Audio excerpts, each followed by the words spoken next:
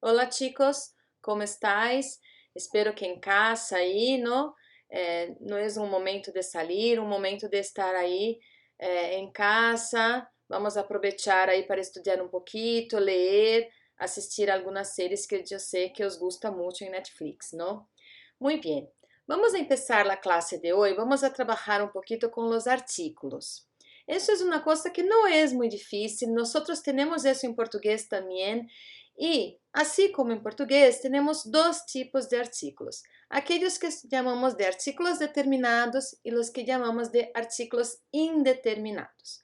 Esses indeterminados são aqueles que nós utilizamos para falar de coisas assim por la primeira vez ou quando não queremos especificar. Então, por exemplo, se eu pido a um aluno, por exemplo, que me preste um lápis. ¿De qué lápiz estoy hablando? Estoy hablando ahí de cualquier lápiz, ¿sí? ¿Y por qué utilizo un? Porque hay que concordar ahí con la palabra lápiz, que es masculina y singular. Si yo tuviera, por ejemplo, la palabra lápices en plural, ¿cómo sería entonces? Unos lápices, ¿sí? Y al lado de los artículos indeterminados, nosotros vamos a tener los determinados. Eso sí, nosotros utilizamos para hablar de cosas que ya conocemos ahí, que no es la primera vez, o cuando queremos especificar. Entonces, si yo digo, por ejemplo, préstame el bolígrafo, no estoy hablando de un bolígrafo cualquiera, probablemente es el bolígrafo ahí que tú tienes en tus manos, ¿sí? Y el femenino del artículo determinado, la. Entonces, por ejemplo, la goma, ¿sí? Eso ya estamos repasando ahí también algunas palabritas ahí que nosotros estudiamos que se refieren a los útiles escolares, ¿sí? Una cosa muy importante que vosotros tenéis que tener en cuenta es que no existe lo considerado ahí como artículo. Mas adelante aí vamos a ver que existe a palabrita lo, pero no es un artículo determinado ahí. Entonces, nunca yo puedo decir, por ejemplo, lo lápiz. Eso no está correcto de ninguna manera ahí, ¿sí? Siempre yo tengo que decir ahí el lápiz.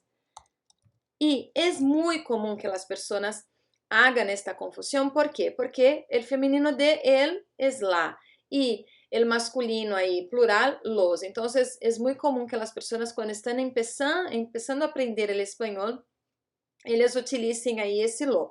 Pero acordarse que isso nunca é possível, nunca estará correto dizer lo lápis, lo hombre, lo coche, nunca. Sempre vamos a tener que dizer ele, ¿sí?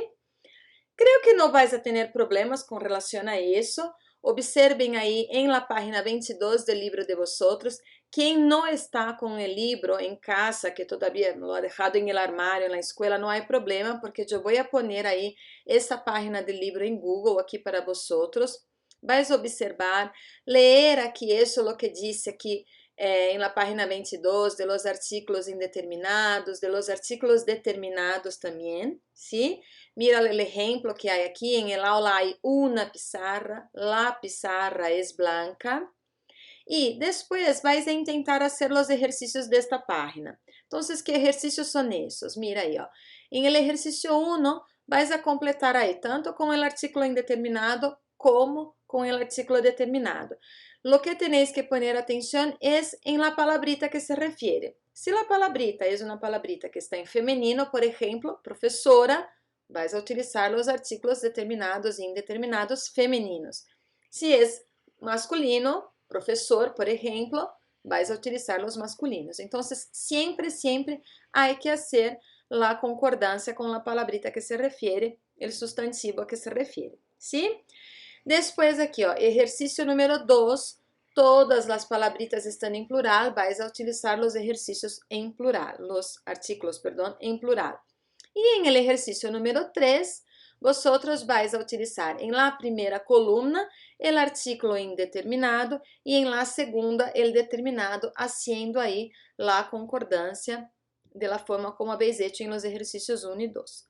Después yo voy a poner también en Google para que vosotros hagáis ahí los ejercicios del libro de ejercicios. Y voy a poner también las respuestas. Entonces, vais a hacerlo todo. Después de hacerlo todo, ahí sí vosotros vais a abrir y conferir las respuestas para ver lo que está correcto y lo que no está correcto. Si tenéis alguna duda, ahí podéis escribirme allí en el mural que yo os contesto sin ningún problema. ¿Vale? Muy bien, entonces aprovechen ahí. Quien está con Rufo y Trufo en casa también puede ir leyendo y nos vemos, ¿sí? Besitos, adiós.